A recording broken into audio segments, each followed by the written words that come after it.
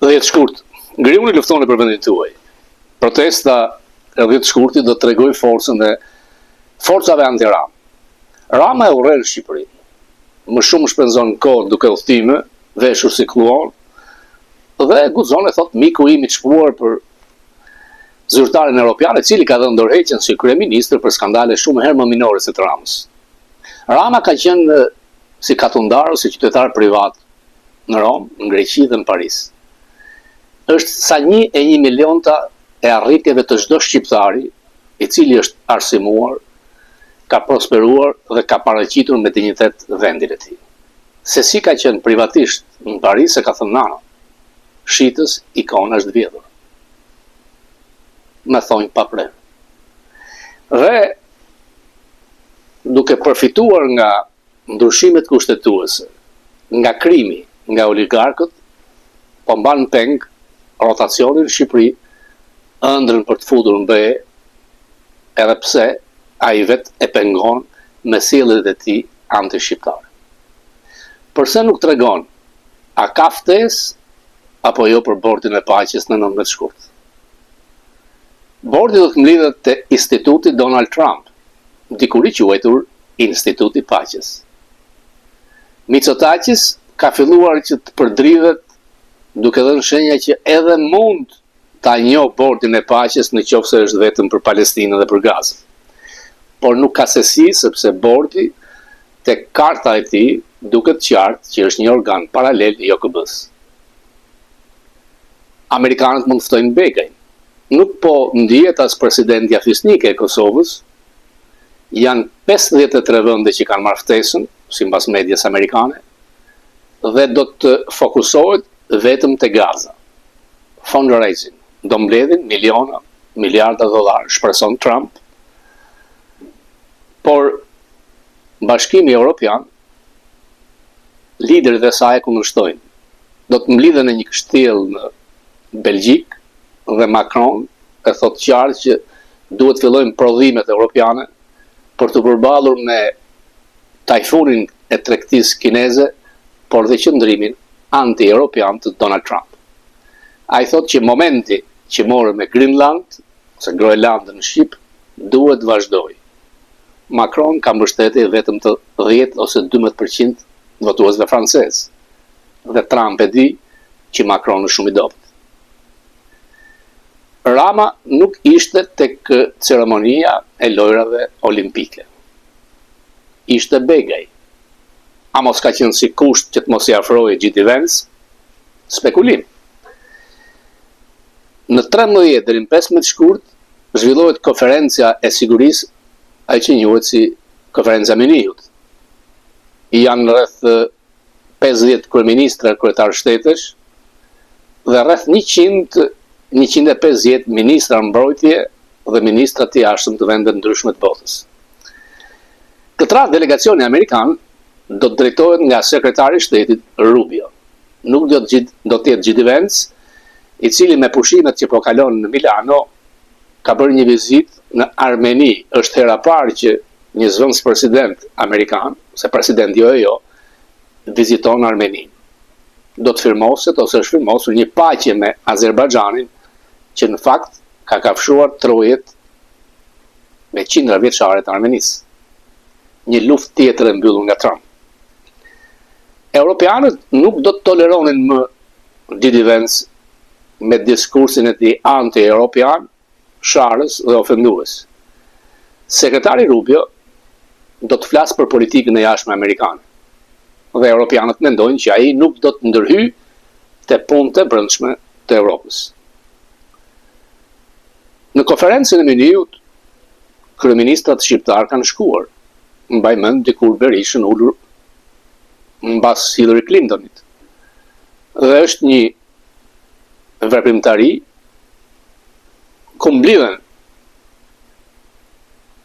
Madje aty Berisha ka takuar dhe Biden. Ramën thuhet që nuk e lejuan të bënte një fotografi vitin e kaluar me Gjidi Vance.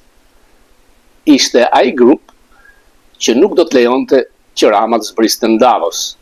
Edhe pse Gjoja tha, po argëtimin e mbretit në klubet e natës në Oricom. Një lajm i sigurt është që Xharet Kushner është zbythur nga Sazani. Jo pezulluar. Përfundimisht janë larguar përfaqësuesit e tij, të cilët kishin kohë që ishin në Vlorë dhe në Sazan, sepse arabët nuk do të investojnë. Në fakt, gjithkush e dinte që nuk ishin miliardat e arabëve. Janë miliardat e vjedhura nga Edvin Balluku dhe Belinda Rama, të dërguara në Dubai në vendet arabe, kalonin Sazan të pastroheshin nga nën kontraktorët e kastratit. Kjo ishte skemë. Por kjo skemë ka kohë që ka rënë në fokusin e agjensive ligjzbatuese dhe të inteligjencës amerikane. Ka gjasa që më shumë janë fokusuar tek vjedhjet drastike të bashkëshortes të tij se sa vetë Rama. Një lajm i keq për Ramën është se FBI dhe Departamenti i Drejtësisë, që është bosi i FBI, ka shkuar në hetime të thella ndaj Soros, duke e hetuar si grup i strukturuar kriminal, RICO. Dhe natyrisht në këto hetime, në vjedhjet, mashtrimet e Sorosit, nuk ka se si mos dal bufoni Sorosit Edvin Rama. Hetimi, mbas shtysës të madhe të marrë nga presidenti Trump, do të shkojë deri në arrestimin e krerëve të Soros Foundation. Do të ketë 10 arrestime. Natyrisht që hetimet zgjasin. Mund të shkojë 6 muaj, mund të shkojë 1 vit. Sepse duhen provuar që kur dalesh përpara një jurie të madhe, që ke case apo jo, të kalosh, kjo kalon lehtë, dhe pastaj problemi është që ku do të ngrihen akuzat. Në qoftë se ngrihen akuzat në një shtet blu demokrat, është e vështirë që të marrësh një dënim unanim nga juria. Por janë disa shtete republikane ku mund ngrihen akuzat. Ashtu siç vepruan ndaj zotit Trump në Georgia, duke e konsideruar grup i strukturuar kriminal, këtë radhë monedha kthehet. Dhe natyrisht në atë grop të zezë të një figure të urryer si Soros do të dalë dhe bufoni i tij. Fundi për çdo diktator, autokrat, gjysmë diktator dihet.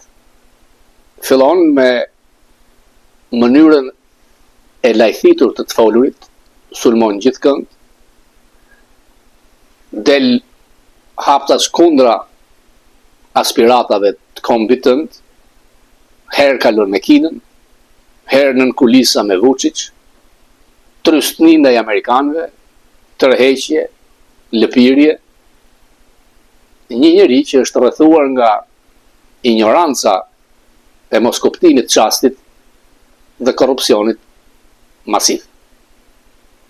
Ja kam thënë që s'pak edhe mund të ketë nisur hetimet e dosjes McGonigal. Hetimet ndaj tij nuk janë ndërprerë në Amerikë.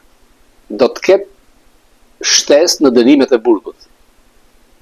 Rama lidhet me McGonigal jo thjesht përmes Nezës dhe Duçkës, por edhe përmes Dani Afet, Çifutit, i cili ka marrë dhurata falas nga manifakturat ushtarake shqiptare, lidhje me kines dhe çdo gjë hetohet. Në dosjen e parë, Rama ka qenë masivisht edhe për McGonigal tha miku im.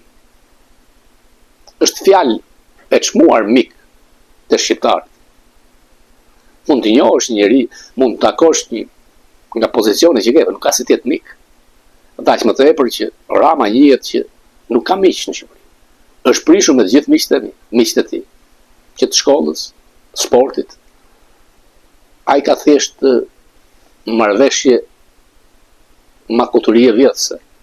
Ka përqindje që vjet. dhe është i lidhur me krimin atë mënyrë sa ata e kontrollojnë. Do të fillojë të ketë rrjedhje tek dosja të Lubis. Një shqiptar amerikan nga Texasi, Ludoviku, shkruante që Lubia është dosja Epstein Ramës. Mbase është më keq. Dhe në qoftë se SPAK filloi të bënte leaking rrjedhin në fillim, ku ne mësuam palloshin, fjalë tjera ofenduese, do të nisë të dalin përsëri. Dhe mbreti jo do të dalë lakuriq, se mbreti ka kohë që është lakuriq.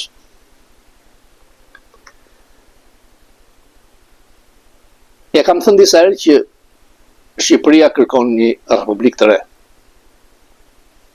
Nuk ka, dhe me ligj, ministri nuk duhet të jetë pjesë e parlamentit. Është ndarë pushteti ekzekutiv, legjislativ, juridik. Nuk mund të jesh pjesë dhe ekzekutivit dhe legjislativit. Mund të kenë gjetur shembuj, por janë nonsens. Në Amerikë, kabineti i zotit Trump nuk ka imunitet, nuk janë as kongresmen, as senator. Por këtu mund të jesh senator dhe arrestohesh pa të hequr dikush imunitetin, siç ndodhi me kryetarin e marrëdhënieve me jashtë. As Ramës duhet të jetë në parlament. Qeveria është ekzekutive, veç, i jep llogari dhe kontrollohet. Ai e merr peleshin dhe si letër. Nuk ka asnjë forcë. Por janë mbi 20 deputet PS që urrejnë Ramën. Sepse janë si shumica shqiptarëve që urrejnë Ramën. Rama urren Shqipërinë, por shqiptarët në shumicë urrejnë Ramën.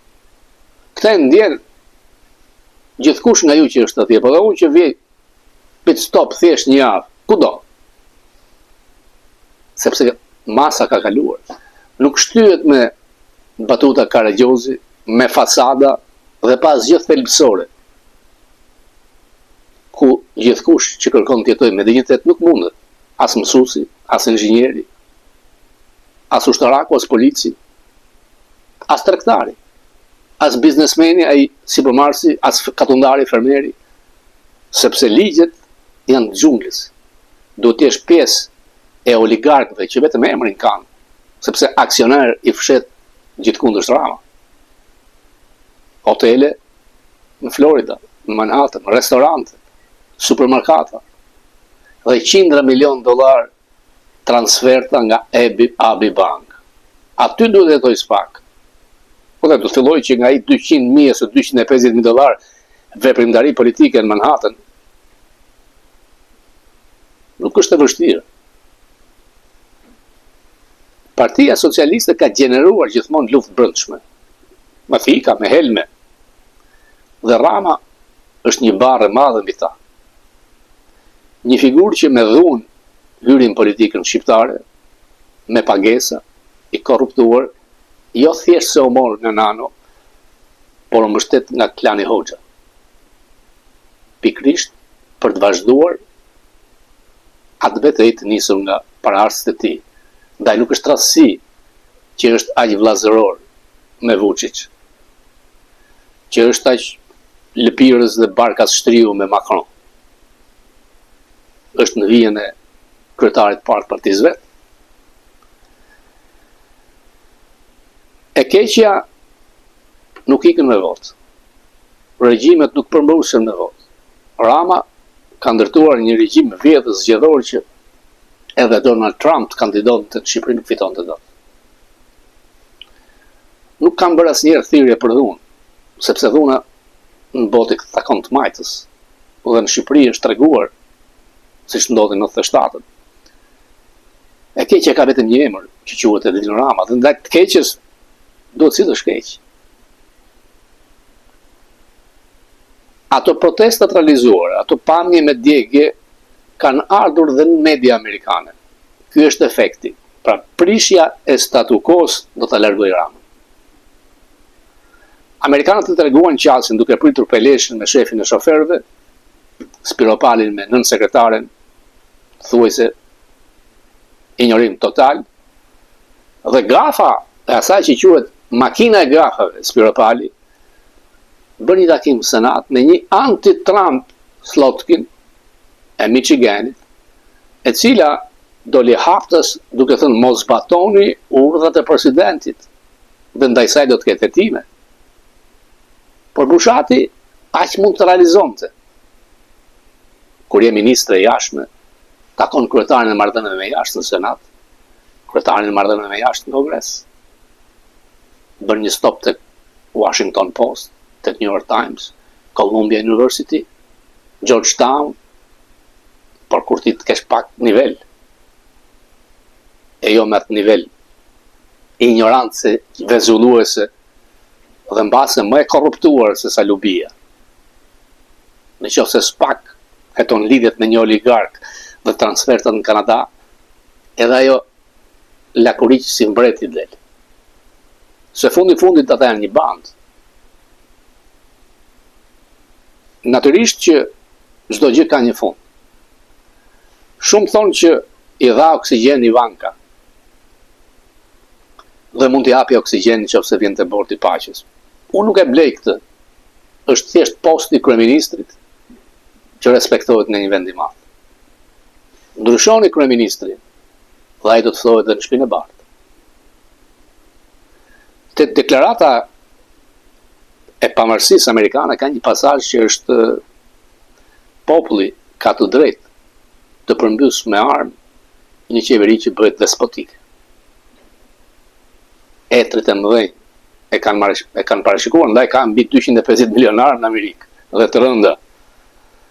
Por sistemi i demokracisë me vot largon gjithkënd. Ka deviacione, ndaj duhet një republikë e re. Shkrirje e këtij parlamentit, shkrirje e gjykatës kushtetuese, nisje nga e para. Kemi hyrë në një sistem që duhet të favorizohet i afti, i zoti, natyrisht që në politik nuk fiton cilësia, po krahasimi. Pra, me këtyre dyve zgjedh këtë. Jo se është Trump më i miri në Amerikë, po në krahasim me Kamala Harrisin shkëlqen. E njëjta gjë edhe në Shqipëri. Në krahasim me Ramën, çdo kush do të ishte më mirë. Këtu ka problem, me liderët gjithkund ka problem. Shikojmë demokratët. Nuk ka lider që mund të përballet me Gjidi Vance për çastin. Newsom, guvernatori i Kalifornisë, duket që ka staturën kenedianesk, por ka një problem kur të vi fundi. Do të jetë peng i të majtës ekstreme, socialist, demokrate, apo do të jetë i moderuar, të përplaset me Gjidi Vance. Janë 50 kongresmen që dhe kongresgra që kanë shkuar drejt konferencës Minikut. Ndërtohet dhe Cortez, një socialist komuniste, sepse demokracia nuk ndalon askëm. Fundit është me vot, siç ndodhi velia jon, ynë në New York. Një njeri pa përvojë, një njeri anti-amerikan, komunist në ide, i cili guxon të ofendojë katolikët e Romës, katolikët e New Yorkut, duke mos shkruar tek përurimi i kardinalit Rinë St. Patrick. Nuk ka ndodhur kur. Natyrisht ai do të dështoj. Dështimi u pa që në ditët e para të carta të borës. Nuk kaloje dot në Manhattan ose lagjet New Yorkut. Nuk bëhet ky qytet që e ka buxhetin e $120 miliard të drejtohet nga njerëz që haptas janë pro socializmit demokratik dhe ideve të Marksit. Por me vot mund të ndodhë çdo gjë. E djatha amerikane përfaqësohet nga Trump. Në të shumicën e rasteve është në rrugën e drejtë. Problemet i ka vetëm karakteriale, narcisist, por këte kanë kuptuar të gjithë. Dhe shpesher thonë që mos hyrë te loja, mos jep komente, mos përgjigj se çfarë shkruan në median sociale. Trump është Trump. Por fryma në favor të djathës duhet ishte shfrytzuar me kohën në Shqipëri. Unë besoj.